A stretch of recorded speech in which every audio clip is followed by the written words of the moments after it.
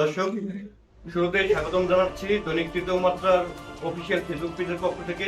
আমি মোহাম্মদ তাজমুল শেখ, মাদারীপুর জেলা প্রতিনিধি।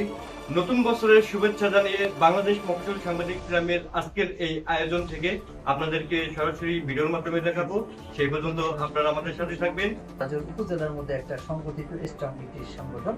আমরা প্রতি বছর বেশ কিছু প্রোগ্রাম করি এই সংগঠনের আইনিকে, যেগুলা মাদারীপুর ডিস্ট্রিক্টের মতো অন্য কোনো সাংবাদিক ফোরাম বা সংগঠন এগুলো করতেছে না। মানে এক কথায় আমরা আগে অন্তত 3-4টা প্রোগ্রাম করতে থাকে আমাদের। এছাড়াও আমাদের মাসিক মিটিং থাকে। আমরা একটা সংঘবদ্ধভাবে একটি ফ্যামিলি হিসেবে আমরা টোটাল রাজ্যের উপজেলার বিভিন্ন বিষয়গুলো আমরা তুলে ধরি সর্বোচ্চ জয়যুক্ত হইতে পারি। আপনারা উন্মুক্ত থাকবেন ইনশাআল্লাহ। আপনাদের মনের ভাষা আপনারা বলতে পারবেন। এমন না যে আপনাদের মনের ভাষাকে আমরা কেড়ে নিয়ে যাব, না, আমরা এটা করব না। আপনাদের মনের ভাষা আপনারা, আমি যদি দুর্নীতি করি, সরাসরি আপনি আমাকে ওমর রাদিয়াল্লাহু তাআলা আনহু মসজিদে নববীতে খুতবা দিতে আসেন, 2টা চাদর ছিল ওনার, সমস্ত সাহাবীদের একটা করে চাদর।